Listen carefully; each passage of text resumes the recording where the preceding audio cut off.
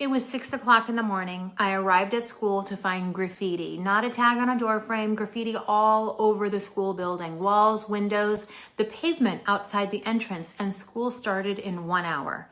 I stood there for about 3 seconds, and then something shifted. If you have ADHD, you may know this feeling. The world gets very quiet, very clear. The overwhelm that would flatten most people simply doesn't arrive. Instead, something clicks into place like a gear engaging, and you become the most focused, calm, organized version of yourself that exists.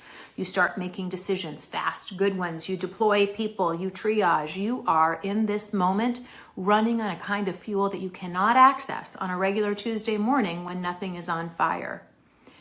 That is hyperfocus. Within the hour, we had a plan, staff had assignments, the worst of it was covered, students arrived to a building that was functional, crisis managed. I did not feel tired until much later, and even then it was a good tired. The tired of a brain that burned clean and hot and got something done. 2 episodes ago, we talked about the ADHD tax, the bill you pay for having a brain that loses track of things.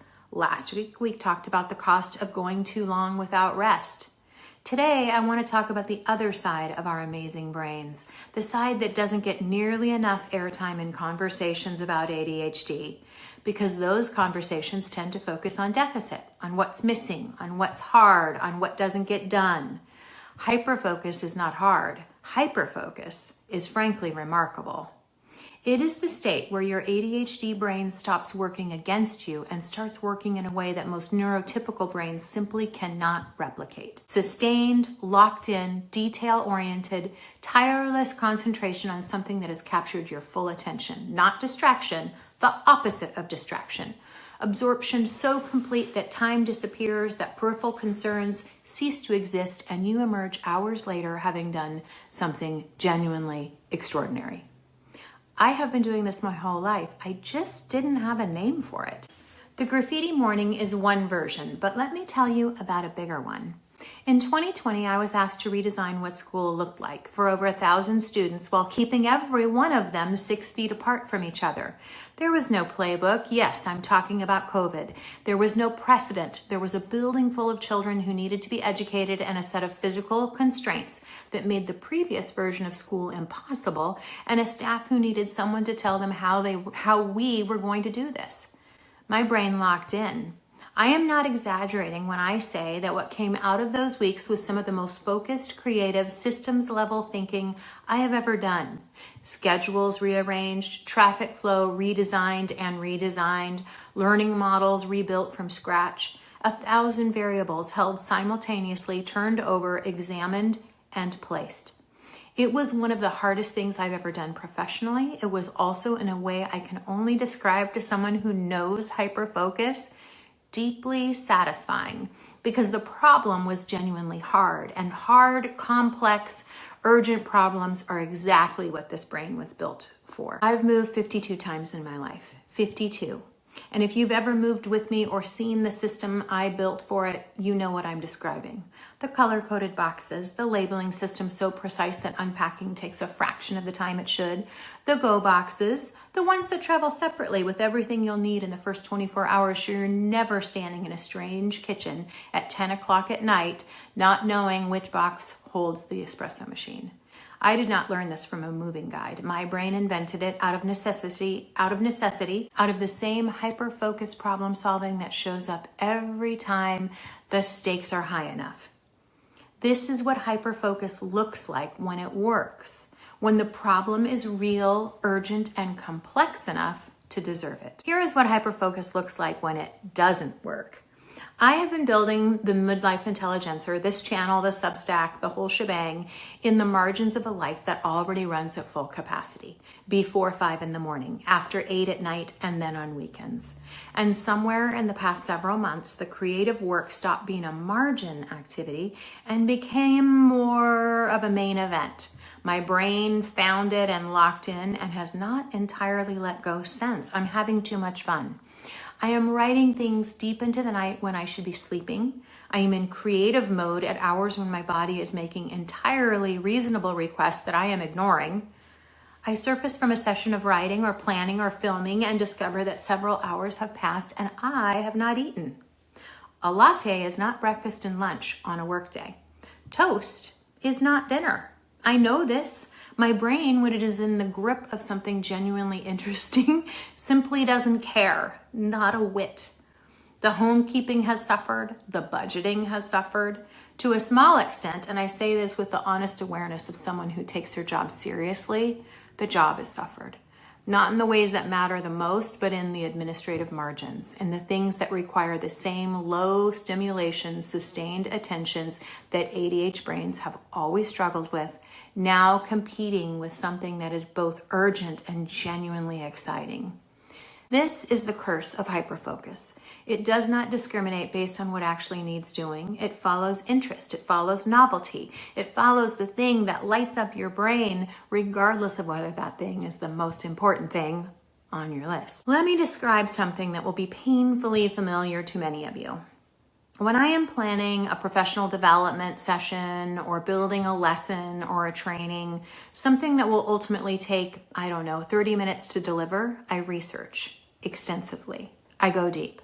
I find case studies and statistics and reference materials and examples and graphics and tangential studies that are interesting even if not directly relevant. I follow threads. I collect. I want it all. I can spend hours doing this, days on a big project, and then I look up and the actual training is due and I've used most of my available time on the gathering. The building gets short shrift. The refinement doesn't happen. The visuals I envisioned don't get made. In the end, the delivered session uses approximately 3% of what I researched. 3%. The rest sits in a folder or many folders somewhere, fascinating and undeployed testament to an enormous amount of effort that the audience will never know happened and that the final product, frankly, does not reflect. This is not laziness. It is hyperfocus pointed in the wrong direction. It's at the gathering rather than the making, at the research rather than the product, at the part that feels like forward motion but is actually circling, going deeper and deeper into a hole with no floor. The cruelest version of this is that it feels productive. It feels like the most engaged, focused, industrious work, and it is, just not on the thing that really needed to get done. I was recently invited to serve on a team for our contract negotiations, the kind of work that involves statutes and precedents and strategy and the careful building of arguments and also looking at things critically. I said yes immediately. I've spent hours, significant gleeful hours, deep in reading all of the documentation, all of the data, all of the past agreements, the considerations around budget or time, and it is complex and it is genuinely fascinating, and my brain has taken to it the way it takes to everything that qualifies as an interesting problem. Meanwhile, in a desk on my drawer, you remember the drawer, there are employee evaluations that need to be finished. Evaluations are important work. They matter enormously to the people who receive them, and they require something I find genuinely difficult.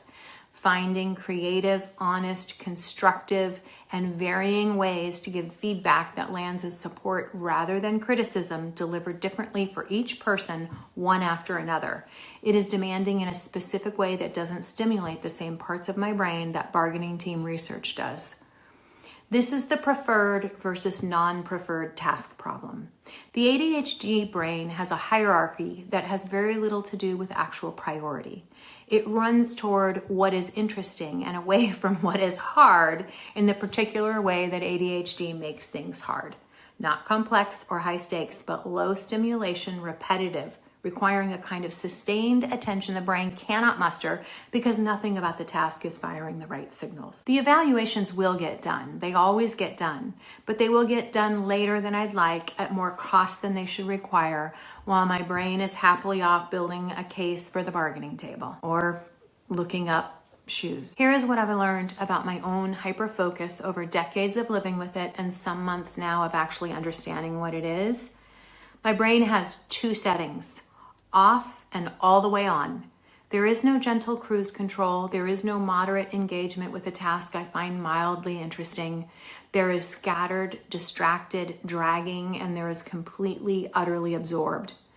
What determines which setting activates is not important. It is not will, it is not discipline. It is interest, urgency, novelty, complexity, stakes. Get those conditions right and the brain performs at a level that surprises even me.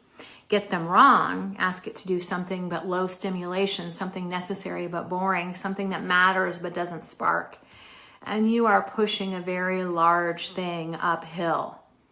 Understanding this has not made the uphill pushing go away, but it has changed how I relate to it.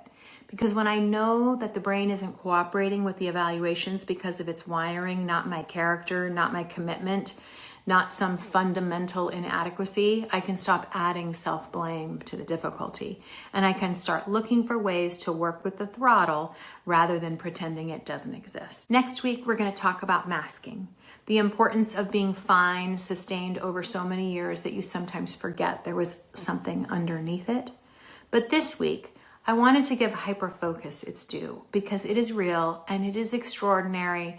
And if you have ADHD and you've spent your whole life being told what your brain can't do, I want you to know what it can do.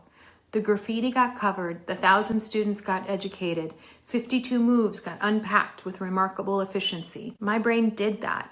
Your brain does that.